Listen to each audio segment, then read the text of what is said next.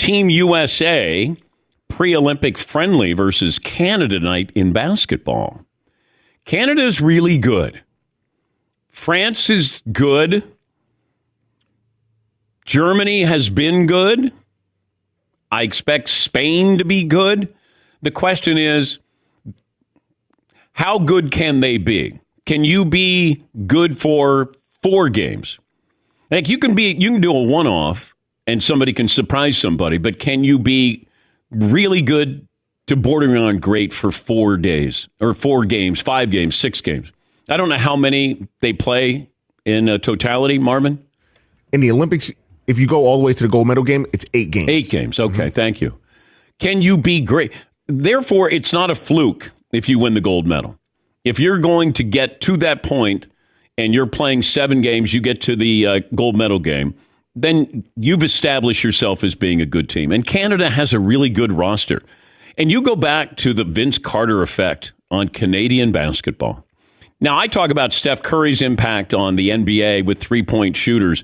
You can go back and just say it started with Vince Carter in Canada. Now, Damon Stoudemire was there.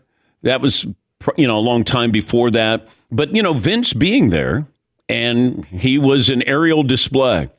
So in a hockey-crazed country, you were seeing this great, I go back to Leo Routens, who played at Syracuse, and he was from Canada. And he was one of the first guys from Canada where I go, oh, all right, I don't know how much basketball they play up there.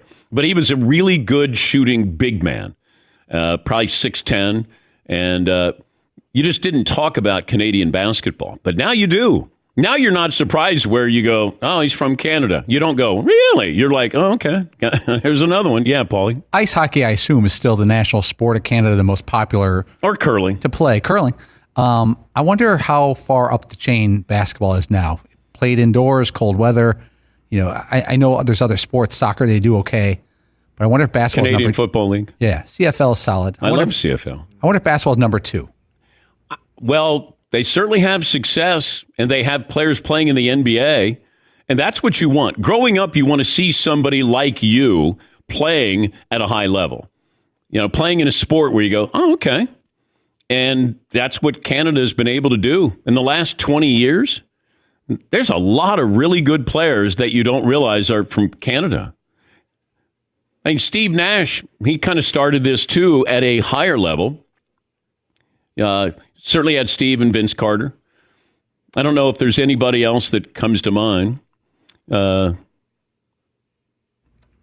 Vancouver Grizzlies with Sharif Abdul-Rahim. Abdul-Rahim. Love that. Great unis. I always thought that was a shout out by the Clash. Sharif don't like it. Yeah. Sharif Abdul-Rahim. And Big Country. Big Country Reeves. All right, so what's the poll question, Seton O'Connor? Which would be worse? Ooh. USA basketball losing to Canada or France? Which would America be more bothered by? Okay, France has the home court advantage. You have to factor that in. If it's in a different country and France won, if the Olympics were in Brazil and France won, might be a little bit different, but France at home, and you got Rudy Gobert and you got Victor Wembanyama. So I start there. Buckets are going to be hard to come by if you come inside. I don't know who else is on the run. Like Nicholas Batum feels like he's 50 years of age, but he still plays great in these games. Yeah, Marv. Evan Fournier. Oh, yeah. Now. Fournier. He's the Black Larry Bird. Is that the French Larry Bird? The French Larry Bird? Yeah. Who called him that he could be like, oh, that was Vincent Goodwill from Yahoo Sports yesterday? He's like, Evan Fournier plays like Larry Bird when it comes to these games. I don't think there's shame in losing. I don't. Because, look at the draft. Look at the number of foreign-born players. Look at the number of players from France that are coming into the NBA. And they're going to continue to come in. France is going to be a power if they aren't already. Yeah, see. Yeah, America doesn't handle losing very well. Right. Especially our game. Yeah, but we've lost before in our game. Yeah, and how did that go over? I don't know. Did you? Not very Were well. you upset? Were you like, damn it? We got to get the dream team back out there. This might be Do you think people weren't like that? You don't think that no, I people were think like, they they're were. no dream team. That's a bunch of losers. Well, Let's I get know. the good guys out there. Well, that's why they put the dream team in there. It was called the Redeem Team. The redeem team because I know. they had failed. Yes, they did. I know we're territorial. I get that. If Canada wins, like I wouldn't be shocked. Would I'd be surprised? Yeah, I'd be surprised. Because I'm told this is the most talented team ever.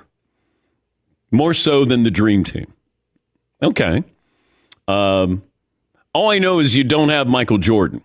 And even Charles Barkley. Charles was the leading scorer for the Olympic team with the dream team.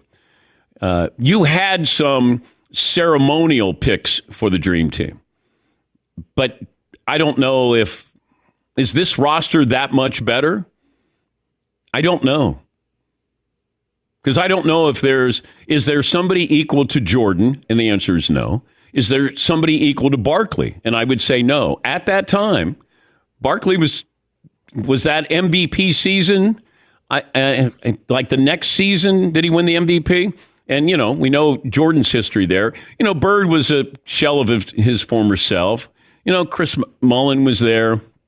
Stockton, Malone. I mean, you had a really talented roster. But I don't know, when you compare the two, is this team that much better? I guess. Yes, Todd.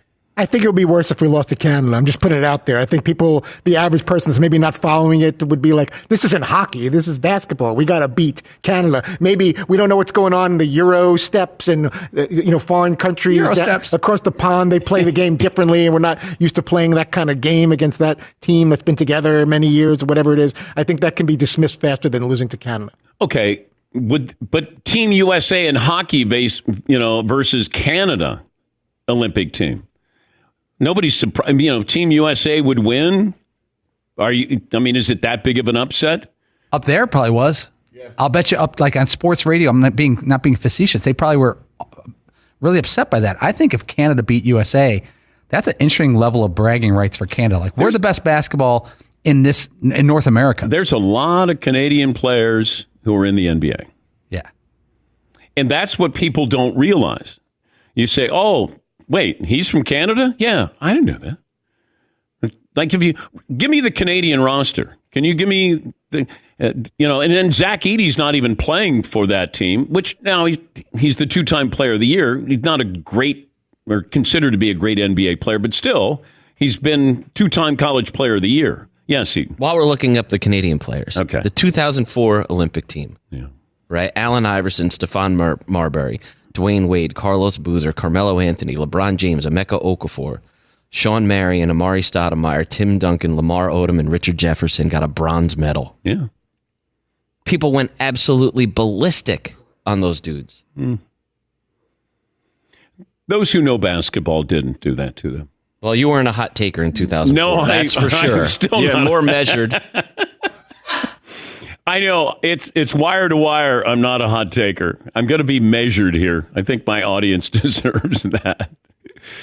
Yes, Paulie. On the Canadian national team, you got Lugens Dort. You love him, Lou Dort. Yeah, but he plays in the NBA. He's a very good player. R.J. Barrett, Nickeil Alexander Walker, Dylan Brooks, Shea Gilgeous, Jamal Murray. Got some shooters. Kelly Olynyk picking up four rebounds. That doesn't help my argument.